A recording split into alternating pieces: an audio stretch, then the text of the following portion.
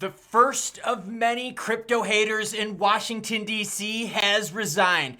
Yep, one of the big heads at Choke Point 2.0 trying to kill crypto, they're gone. We're going to talk XRP Price along with Coinbase, Brian Armstrong, meeting with Trump. So we got anti-crypto people out, pro-crypto people coming in. Due to the graphic nature of this program, listener discretion is advised. Oh yes, a massive resignation from a crypto hater. The crypto markets are still looking hot. BTC's at 93,000, but before we get into that, your comments come first. Hot, spicy, relevant. Maybe I'll share it at the beginning of the next video. By the way, I grab these comments at all times of day, so everyone's got a chance. Paul starts us off and says, CEOs may get a better return on their investment, possibly with something else other than Bitcoin, better return on XRP. Think about CEOs. I guess you guys just have no balls to put XP on the books. P.S. I have nothing against Bitcoin, just think there's room for more than one player. Paul's talking about all these companies and countries. You heard me correctly, countries aping into BTC now, but you're going to think, after a while, BTC is going to become pricey, right? And when it's pricey, then what are people going to do? They're going to look for the next affordable option that has juicy returns. XRP, anyone? Because we know ETH is being ignored right now. Bergsy Malone hangs out with and says, I think you're the best XRP YouTuber currently. Your content is great. Your style motivating. You just made me delete others except Mikkel and Tony thinking crypto. So congratulations. It's just the three of you to me. Well, I appreciate that. And remember, I bring the news whether it's good or bad, happy or sad. So hopefully you're happy with me when I bring the good news. And hopefully you still stay happy with me when I bring the bad news because I'm not about blowing smoke up your asses. Ready to have some fun? Learn about the tides further changing in crypto? Round it out with some XRP talk? Oh, girlfriend, I got your backs. Bitcoin sitting at 93,557. ETH is 3137. Sol 244. By the way, Sol right now has the lead over XRP in terms of getting an ETF next, but the race is very close. Sui making a bold move, about to touch $4 at 381. XRP at $1.11. Is this our new floor, everyone? Are we not looking back from $1? Let me know. ADA sitting at 75.1. Coinbase CEO Brian Armstrong to meet Trump for personal discussions. Oh, ho, ho, ho. I told you I got good news today, and honestly, today's going to be all freaking good news, so buckle up, kiddos. The intersection of cryptocurrency and politics is growing increasingly pronounced as President-elect Donald Trump transition team engages with prominent figures in the crypto industry and explore significant moves within the sector. In recent developments, Coinbase CEO Brian Armstrong is set to meet with Trump to discuss potential personnel appointments. Holy shit. Could you imagine if Brian Brooks gets in, Armstrong gets in? Holy crap. Well, guess what, everyone? Coinbase CEO Brian Armstrong is scheduled to meet with Trump on Monday. That's Monday next week. The meeting is first reported by the Wall Street Journal and expected to focus on personnel appointments. Maybe he's pegging Armstrong to be like, hey, bro, who should we pick from this industry? This is freaking awesome. President-elect Trump has made rapid progress assembling in his cabinet, demonstrating an openness to tech-savvy and crypto-friendly figures. Among his recent employees, Robert F. Kennedy, super supporter of Bitcoin, who's going to serve as the Secretary of Health and Human Services. Elon Musk and Ramaswamy are taking care of government spending and efficiency, and they're both pro-crypto. Trump's VP, pro-crypto. And comment down below who else is pro-crypto that Trump's appointed. Can love it. FDIC Chair to resign as the Trump win thaws crypto scrutiny. Yeah, the FDIC Chair, Martin Gruenberg, here's my personal message to you. Go fuck yourself. And the reason I'm saying that is not because I have anything personal against him. The attack I have is based on this. I've been covering Celsius for a long, long time, okay? One of the problems I had with Celsius was they were all over social media saying they were FDIC insured. Yeah, they were posting this shit all over Twitter. Yeah, when it was called Twitter, okay? Guess what? The FDIC didn't do shit about it. Nope, they let Celsius screw people over, lied to investors about FDIC insurance, which was so public everyone knew about it, and yet they did nothing. So Martin Gruenberg, chair of the FDIC, go fuck yourself. I hope the door hits you in the ass on the way out. Martin Gruenberg, chair, FDIC, announced plans to step down from his position on January 19th, 2025, a day before Trump's inauguration on 2020. Gruenberg thanked his agency staff for supporting his career as the longest-serving FDIC board member. Well, you did such a great job serving for so long that you were able to catch people that were lying about FDIC insurance. The same thing you're a freaking head of. As FDIC chair, Gruenberg was reportedly instrumental in a multi-agency blockchain crackdown dubbed Operation Choke Point 2.0. And no, I'm not talking about what you do in a bedroom where you need a safe word. I'm talking about them screwing over banks. You remember when Silicon Valley, Silvergate, the S-banks went bad? And remember they were all blaming crypto? And we were like, oh shit, this really didn't have anything really to do with crypto. There was other things there. Yeah, thanks FDIC. Digital asset supporters and blockchain-friendly legislators welcome Gruenberg's upcoming resignation. This is overdue, but welcome news, tweeted U.S. Representative Patrick McHenry. Gruenberg's resignation marks another apparent victory for the digital asset industry following Trump's election.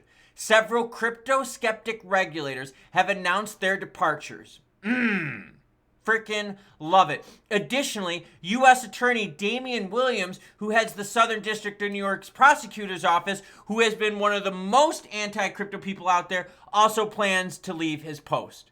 So, see ya. That's it. Don't want to deal with your bitch ass anymore.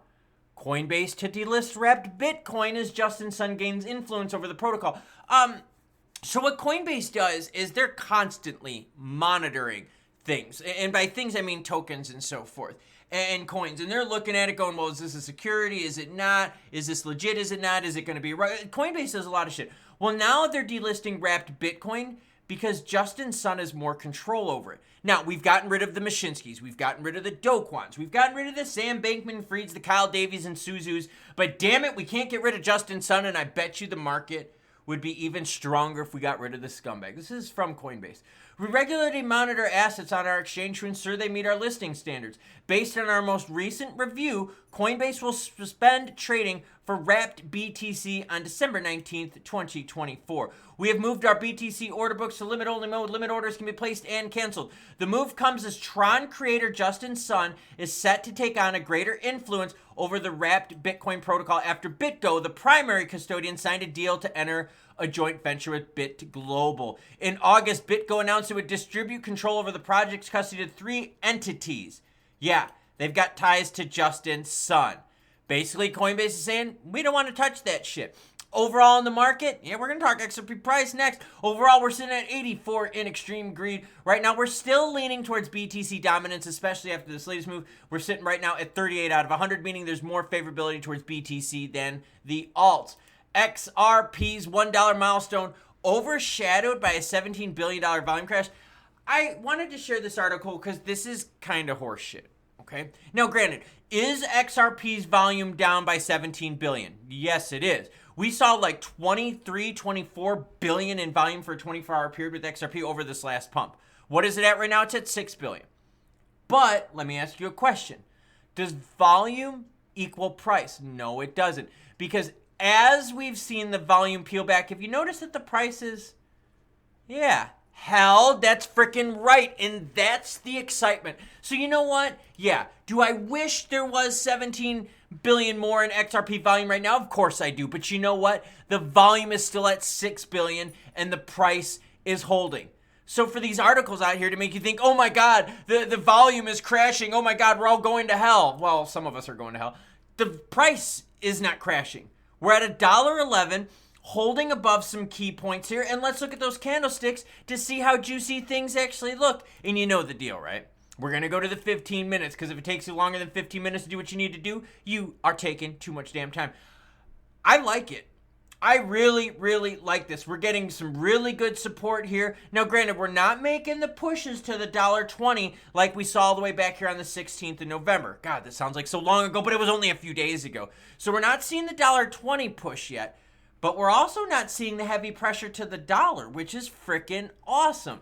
And as we go through this and learn that more anti-crypto people like Gruenberg from the FDIC are resigning, as well as some New York regulators who have been very anti-crypto. By the way, do you know why you can't buy XRP in New York? It's because of the state financial regulators. Yeah, So it's good that we're getting rid of some of these scumbags. So XRP's price, it's not always going to be printing green candlesticks. We're going to have to deal with some profit taking. We're going to have to deal with some consolidation. We're also going to have to deal with what? The market determining now, all right, cool. So after all this action, what's a really good floor price for XRP? And right now we're getting heavy indication that it's going to be above $1. Why? Because we've got more good news coming, more capital flowing into the market. CEOs of crypto companies meeting with Trump about appointments. Trump appointing crypto people. Prices overall of the market are still holding. BTC at 93,000 in change. So yeah, we've got a lot of bullish news ahead of us, and not every candlestick is going to be green. And when you zoom out and you look at the chart here and you're like, oh, I see some sideways action here over the last several days. That's freaking good, because it's sideways action north of $1, and oh my, do things look juicy for Christmas and beyond. And let's be real here. I think I would know a thing or two about good Christmases, since my name is Santa Claus. And if you're a hot chick, you can sit on my lap and tell me what you want. But for real, I think we've got a lot of good news that's outweighing the bad. And as we go through November, as we go through December and January, you're going to see more anti-crypto people leave. So remember when the banks were being attacked? Remember when the rails were getting attacked? Yeah, guess what? Those people, they are gone. And they're going to be replaced with pro-crypto dudes and chicks. Now, I'm going to be honest with you. All right, I'm gonna take a rough edge here. So hear me out. What I would love to see though from Trump is him appointing a pro crypto female big shot. Would love to see it. Oh yeah. But let's be real here. Brian Armstrong meeting with Trump. Love to hear what he's recommending, and would love to hear who he's recommending, because we're going to be talking not only about regulations, but the people appoint to places. And again, this is all pro-crypto stuff here. It's not like Trump is like, you know what? Let's fuck over crypto. Let's get Gary Gensler 2.0 in. No, he ain't going to do anything dumb like that. Dude secured the vote. Now what he's going to try to do is secure party dominance by making sure that they don't mess shit up. So you got a lot of pro-crypto appointments. You got people leaving. You got economic news, which is really good for the long term and near term. You've got geopolitical events, which are chilling the F out. You've got the rest of the globe, right, outside of the United States, digesting this news very positively. When you start talking to economic powers out there, bigs that be, they're saying the same thing. What the U.S. is doing right now is setting the stage for something big. And I got a feeling that a lot of countries and companies are going to follow and ape balls deep into Bitcoin and other alts. Because once Bitcoin gets too expensive, what do? You start rotating to the more value things. That's why I always talk to you about Russell 2000. Russell 2000 is how that works in the stock market, right? When the stock market starts rallying and all these big things happen, all the big stuff goes. But then once the big stuff gets expensive, where you're like, yo, I'm not paying that for that, people start rotating into other things, and the Russell 2000 is one of them. So when the Russell 2000 starts pumping, you could tell people are rotating into other assets with a little bit more value, a little bit more risk, and crypto falls into that category. So seriously, what a difference a couple weeks has made. And you should hit the subscribe button, because I bet you a couple weeks from now, it's going to be even more different, but positively. So have a good rest of your day. If more news breaks, you know I'll bring it. Choo choo, bitches.